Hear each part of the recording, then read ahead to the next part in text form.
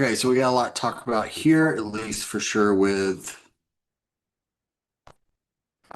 words. A lot of these clips have a lot of like defensemen that did some really good things. Uh, just understand want to see if anyone's needs to be admitted here. Okay. Just understand it's all going to translate into forwards. And it's because of the forwards back checkings why these defensemen were able to do such great things. So let's go here with Cal McCarr.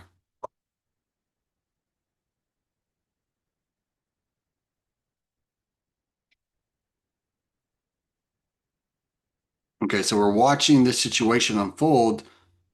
And in this situation, Cal McCarr is able to step up here. Okay. He does so really well. So right here, he's able to step up into this play right there. Okay. Now, most defensemen don't want to pinch because they just don't have the support. So why is Cal McCarr able to pinch here? Why don't you put that in chat? Why is he able to pinch in this situation?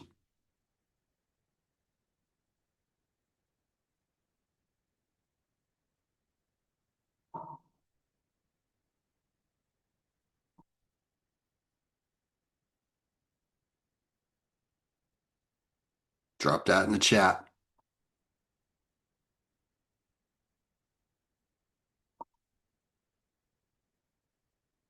Forward back check, got behind the puck. There we go. Yep. Forward support. Yep.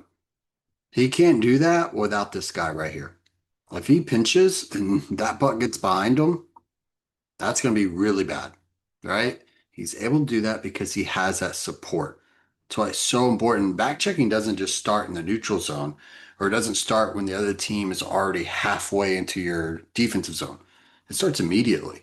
This forward getting back and basically filling Cal McCarr's lane is why he's able to step up, pinch the puck there. I don't think it like goes perfectly their way. I think they still Colorado. Yep, Colorado still ends up with the puck. Like that does not happen. That huge defensive play that everyone's going, oh, look at Cal McCarr, look how good he is. That's not happened with his F3, not tracking back like that. Let's go on the next clip. I believe this is something pretty similar with Cal McCarr here.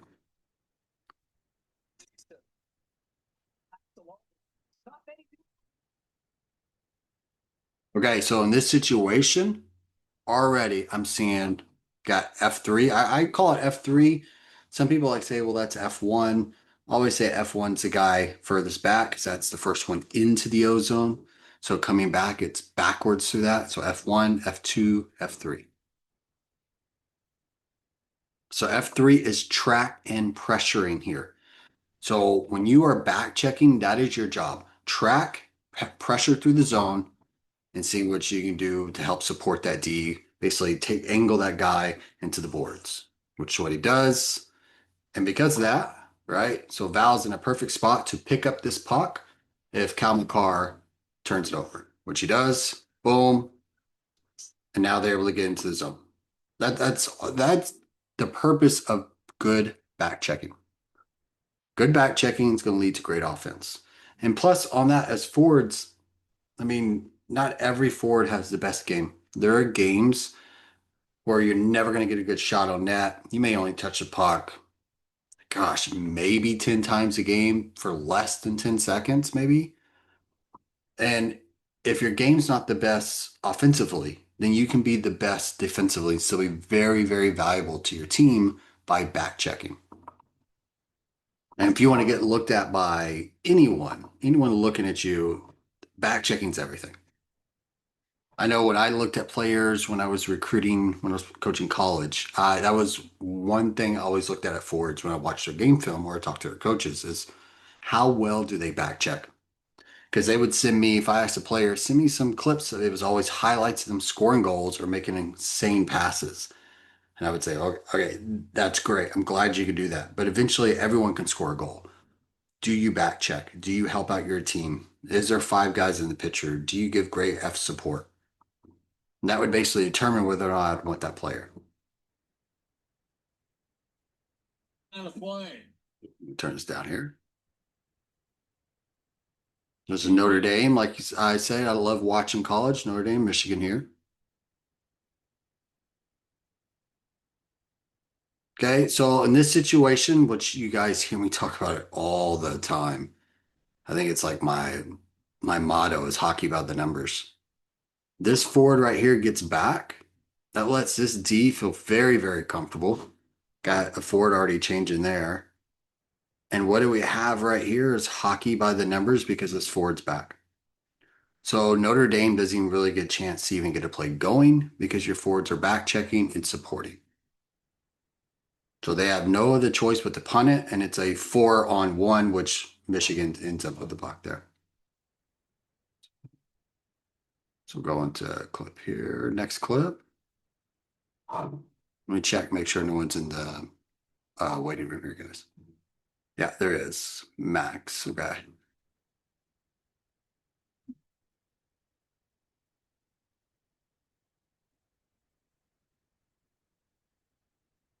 I want everyone to tell me in the chat before we go on, what is one thing that prevents you from wanting to back check?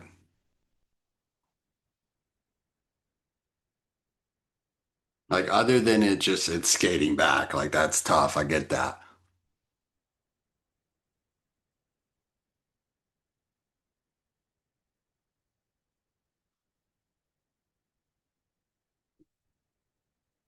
While you're typing that in, I'll share what reason why I didn't like it. The other team's already too far ahead. I like that. That's a very honest answer. For me, I was a little bit of a selfish forward. I thought, okay, if I can stay back and that puck pops out, here I am on a breakaway and score a goal. Like that was a big reason why I didn't back check when I was younger. Because like, no, I want to be right here, score a goal. Basically, not. I would always tell myself I'm not cherry picking per se. I'm just not skating back as hard. Okay, and all that does is cause a lot of issues, and honestly, cause a lot of distrust from your defenseman. I'll say this: playing defense, the forwards that back check for me were the forwards I made the passes to, 100%, almost every single time. And it wasn't because I was like being selective. I just knew I could trust them. So if I came back and I saw three forwards and I knew, hey, this is that forward that's always back checking, always supporting, that's the first pass I'm making to that guy. It's just becomes that trust issue you have with him. Oh, the rebound. Let me turn on the volume. So again, look at these three forwards. They're about to back check hard. Okay, he's gonna hard back check, start to angle him off. The only thing I don't like about here is that gap on that defense is huge, way too big of a gap. He should be a lot closer. But still, great job by the back checking. Look, all three forwards are back checking. So why does Michigan have the advantage here, guys? Put it in chat.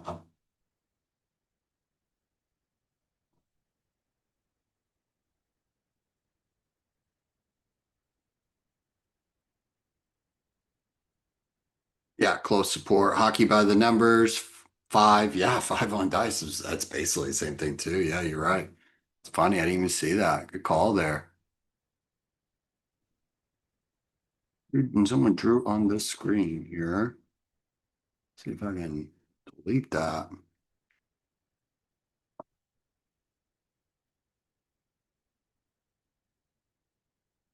All right, we're gonna continue on with this one. Hockey by the numbers. Boom. And look at that. They're still saying a five-man unit here. This guy's going to the weak side. Obviously, there's be that outlet relief pass, but they're still saying five strong.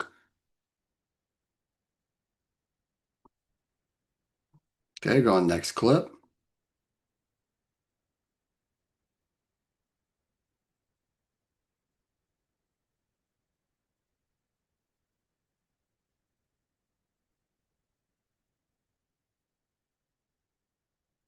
Got a good shot away. Let me turn on the volume here.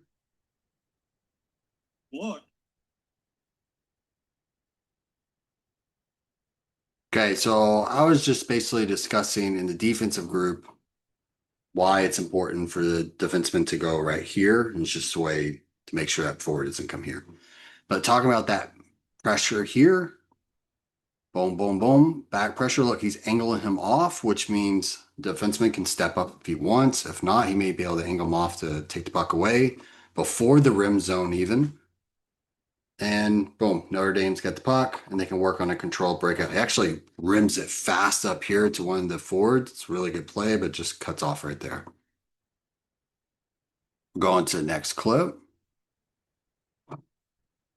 Make sure there's no one else in that needs to be in the Zoom here.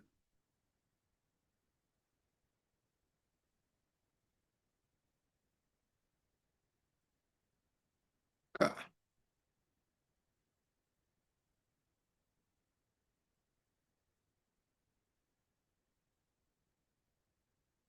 All right, Arizona State. The reason why I like Arizona State and the way they back check is I talked to the coach a couple of times at Arizona State. He used to coach ACHA before Arizona became a Division One. They have a commitment level where they're back check, and I love that. I actually basically took that same idea and used it when I coached college and even when I coached high school. So I'll show you what I'm talking about if I think they do it in this clip. So there's a hard back check. Look at this, hockey by the numbers. And they're able to take it back. I mean, look at that. That was great. Because of this right here, because that forward gets back fast. I know you guys see it. You see NHL players when they make this pass, they just kind of, lazily skate, barely even move their feet. This forward skating full speed, and let's count those strides. So the reason I want to count those. 1, 2, 3, 4, 5. Okay. So the biggest thing is, and I used to tell my teams and all players, defensemen and forwards, 5 hard strides. Always take 5 hard strides to solve problems. Skating solves problems, and 5 hard strides really does. And I proved it in this clip right here because the Arizona player takes about 5 hard strides. 1, 2, 3, 4, 5. Because of that, boom, puck's theirs. Arizona's fighting for a battling for the puck. And I believe they end up getting it back right about here. Okay, look at that support right there as well. Who has the advantage in this situation right now?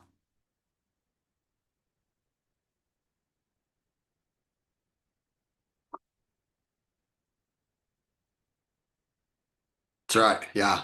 Arizona, ASU. Arizona's got the advantage. All right. They got 5 guys to the 3 guys. Now, that doesn't happen if your forwards don't get back. Forwards don't get back, you don't got an advantage. And your defense are stuck having to absorb a rush that they don't want to absorb. And that trickles down, not just the defense, it trickles down to your goalie. Because if your defensemen have to, let's say, absorb that rush, let me get that to draw or not.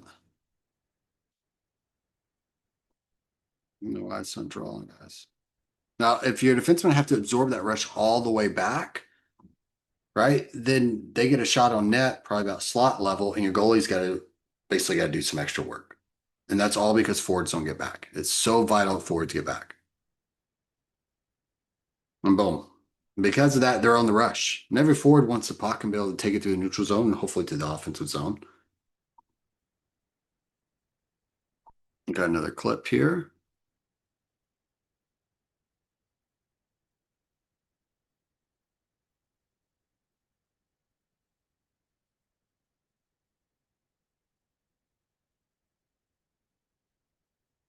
Now I'm going to stop this clip right here just for a sec because I want to ask you guys a quick question. How many times, and I want everyone to answer this, how many times in a game do you think you touched a puck?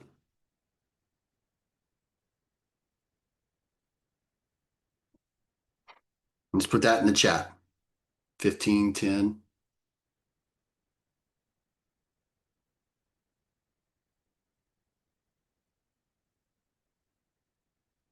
20 to 30ish. That's a lot of times. Dang.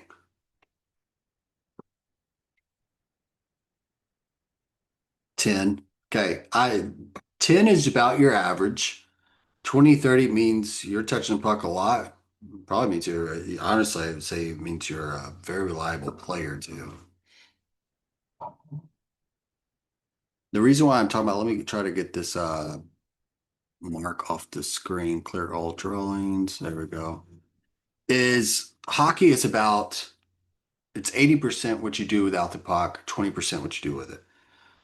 Because if you touch the puck, like I think I gave you guys, may give you guys the numbers yesterday, or sorry, Tuesday, is McDavid touches the puck close to 20, 30 times, but in an entire game, so entire 60 minutes, which he plays roughly 20 minutes, well, a lot for a forward, he only touches the puck for about 2 whole minutes the entire 60-minute game.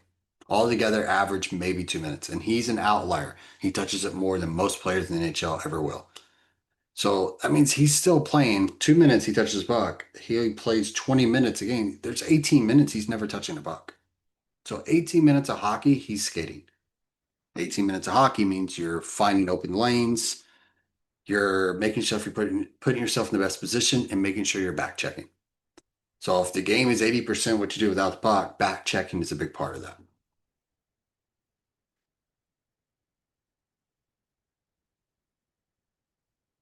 Okay, so who has the advantage again here? Arizona. Why? Because another back checker. And I always tell my teams that while I want all three of y'all to back check, your first two forwards are most vital and your F3 is the most vital. So that last guy coming out of the zone, that is your most vital player to back check. And because that back check, they're able to basically end this play. Now, Arizona, the reason why I wanted to say Arizona is really cool with their back check, let's see if I can mark on here again. Yeah, Arizona has what they call a commitment level to their back check. So their coach likes to make it to where every forward has to back check all the way to the hash marks. And so if you ever watch Arizona hockey, watch their forwards, they all come back to the hash marks and stop. That's their commitment level. And so I would do the same for my team. I would run what we would call a commitment level to top of the circles. So my forwards, I would say you're skating hard the from D zone or O zone all the way neutral zone to D zone, and you're going to stop at the top of circles, except for my center would go lower. And see, that's look where all the forwards have stopped. Hash marks. I think that's a great thing is to even if your coach on your team doesn't have a commitment level for your back checking on your forwards, is to kind of give your own, right? Like, okay, I'm going to skate at least the top of circles full speed, then I'll stop. Or I'm going to skate all the way to hash marks full speed, and then I'll stop.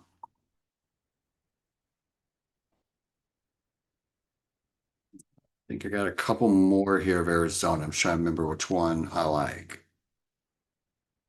And I am going to show you what happens when you don't back check.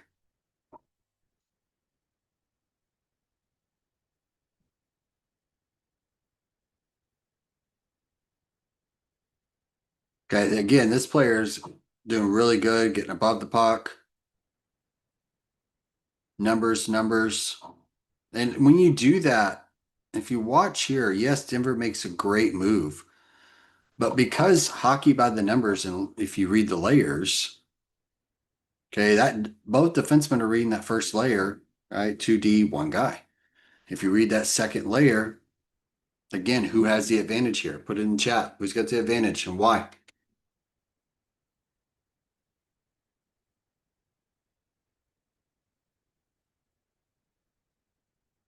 Hockey by the numbers. ASU. That's right. Hockey by the numbers. Okay. And start remembering that while you guys are playing in games, practices, whatever you're doing, as you're skating back, look, scan, see what your numbers are. Because you're going to remember that. You're going to be going to the zone about hockey by the numbers. Like, gosh, that guy constantly talked about hockey by the numbers. It was annoying, but now I remember it. Okay. So obviously, Arizona has the advantage. So that defenseman feels like he can step up even in the neutral zone. He's got a D that folds to the middle. And even in this situation, they're still really good. He's scanning to see where the second threat is because he feels like his defenseman has this, which he does. Boom. And look again, Arizona comes to that hash mark. So forwards come to the hash marks. Now I will say the where's this? This one I don't like. As a coach, that right there tells me I don't want to play. I'm mad at the player. Basically, I'm going to not bench him, but I'm like, dude, you're not going back out there if it's a close game. And I want you guys to answer in the chat. Why is this not a good look?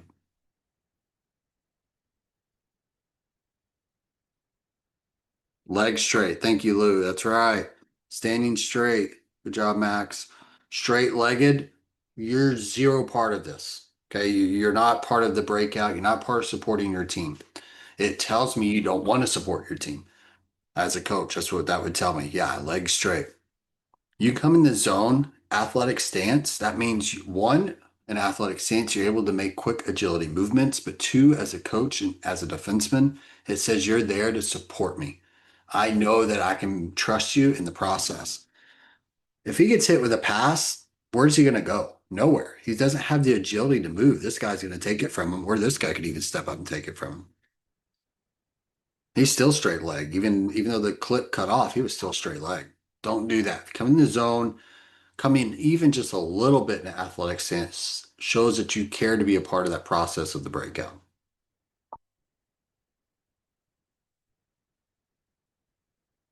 Okay, we got some Portland Winterhawks here. So this is would be WHL. I like watching WHL as well.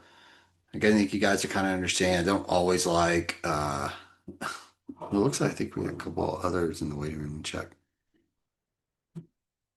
I don't always like watching NHL all the time when it comes to just hockey IQ stuff. I love watching college and WHL, OHL, NAL, anything in juniors in college. You'll learn a lot from that. They're really good at playing structure systems, and NHL it changes. Okay, look at that forward, hard working back. Look at these two forwards. I mean, they are being a nuisance, this guy. And you guys, as forwards, know skating with a puck with this type of pressure is awful. It is not fun. Most of the time, you want to just pass off your problem because you're frustrated. You have your anxiety's high. You don't want to make a major mistake. You don't want to honestly just look dumb in the neutral zone. So you end up throwing the puck away. And that is some pressure right there. So that's what he does. He passed it off. He made a good pass because he's a high level player, but that's still passing off your problems because he's like, I don't like this. You take it. This guy can't get a good handle of it. And look at all that pressure. It's all over the place. I was saying, I believe that this guy should probably go here.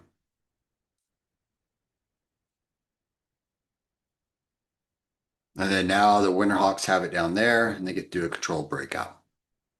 All because of back checking. Again, it's not the funnest thing to talk about. I know it's not the funnest thing to do, right? But it's a vital part of the game.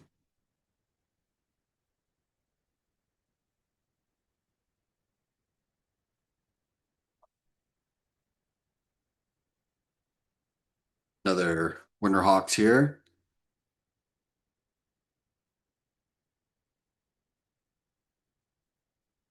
It's battling. Good battles. I got to look at this. This guy is skating full speed. That is a player who's trying to get back as hard as possible. Love it. I mean, his head's down. He is skating hard. And because of that, look at their situation here. I know the shiny gold helmets. I know they're kind of weird looking. They used to not have those helmets, but they're pretty cool, I guess. Reminds me of Notre Dame a little. Okay, so in this situation, because again, that hard pressure, who has the advantage?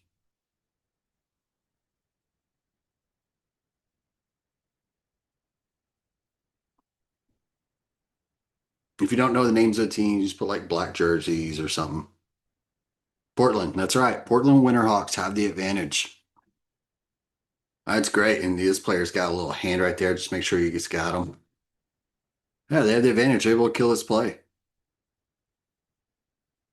And if you can do that as a team, get your other forwards to do it, you kind of become unstoppable as a team because every time the opposition gets the puck and they're hitting the neutral zone, you're killing that play, forcing them to punt, you're breaking out, and it gets very frustrating.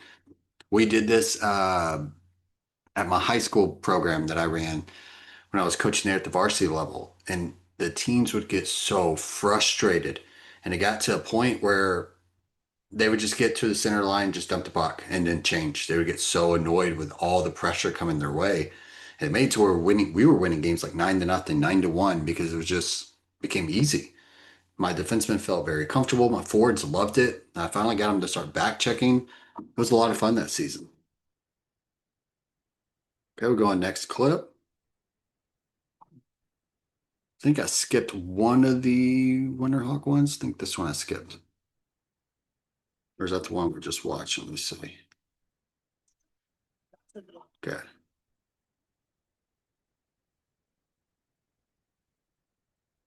Okay, I think that's the one we just watched.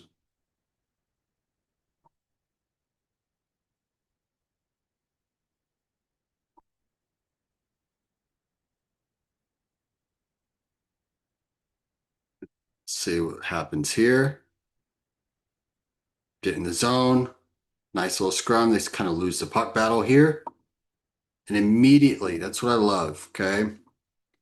Many players, when this happens, usually have guys probably in this area.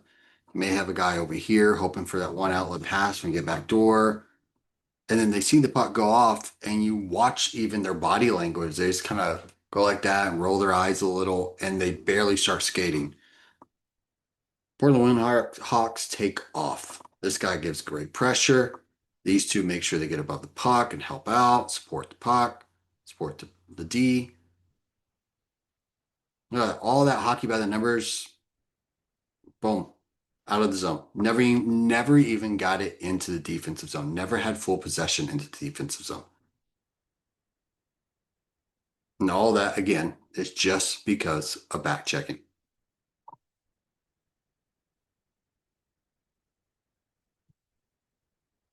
I'm pretty sure I skipped one. I got to find it. Let me see. Bear with me for a second.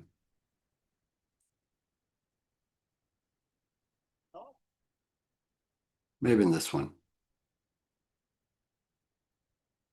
Yeah. Yeah, this is a good one too. Okay, so let's go back here.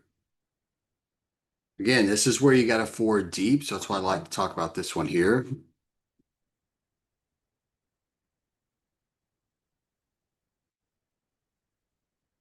Okay, forward checking hard. He's way back, but look at him. He's skating. What's the difference? Is you asking what's the difference between a back check and a forward check?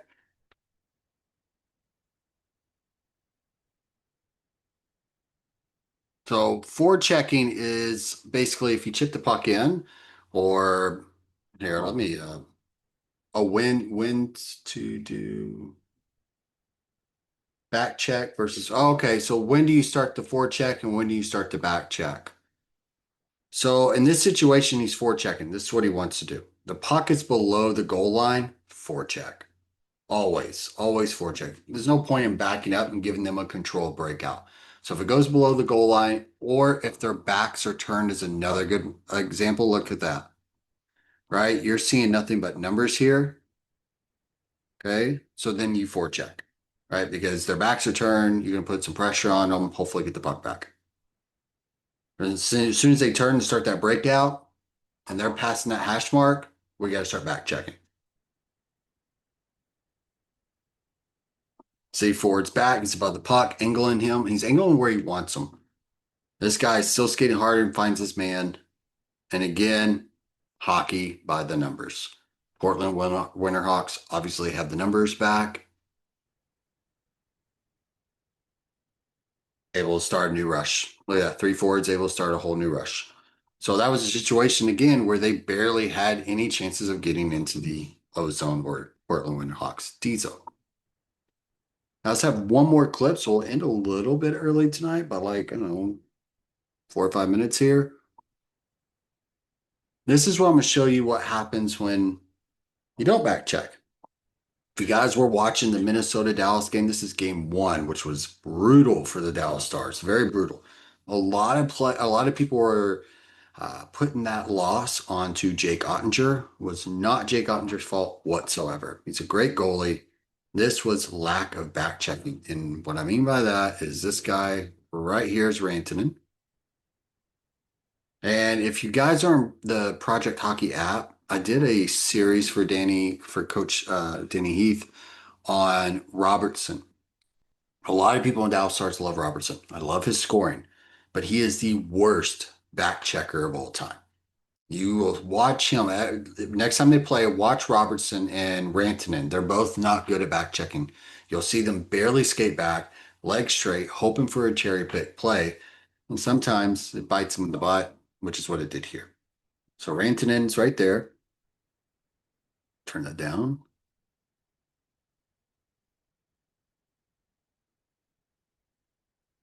Okay, all stars are watching one side of the ice. Puck's over here to weak side. He's all alone. Where's Rantanen? All right, there's Rantanen. So what already looks bad about Mikko Rantanen right here? Put it in chat. Gliding, straight legs. Yeah, not engaged. Exactly. He's nothing but I always tell players this. If you don't back check, you're basically a cone with a stick that I push down the ice. That's all he is. He just was pushed down the ice as a cone. All these players are in athletic stance. Maybe they're not in the best position, right? Maybe Johnson could be over here, but it doesn't matter. It's the fact that they are active. He is not. Because of that, goal. And it just trickled from there. Dallas Stars kept getting goals against, and it was from a lot of lack of back checking. And what's worse is when he does finally start to realize, oh, that's my man. Let's see if we get play here. Freezing up a little bit, guys. There we go. Okay, so he's right here. He realizes, oh, that's my guy. Does he ever take a stride? He literally tried to C-cut his way to back check. Yeah, he doesn't take a stride. He's like, I'm going to just C-cut or side shuffle my way, stick a stick out, put myself in a bad body position with my spine out of line, and just hope and pray that I'm in a position to stop this puck. That is how important it is, and that's how important it is for defensemen and coaches. I watch that and I'm going, that's not a good player. No, Mikko Rantanen's obviously one of the best in the NHL. He's really good. But that shows how bad of a back checker he is and how important it is to back check. Because that goal, I can guarantee you, does not happen, at least not like that, if Mikko Rantanen back checks. Okay, guys, so I'm going to end it with that clip. So we just ended like maybe 6 minutes early. Put it in chat. Everyone put in chat one thing, one big takeaway you learn about back checking today.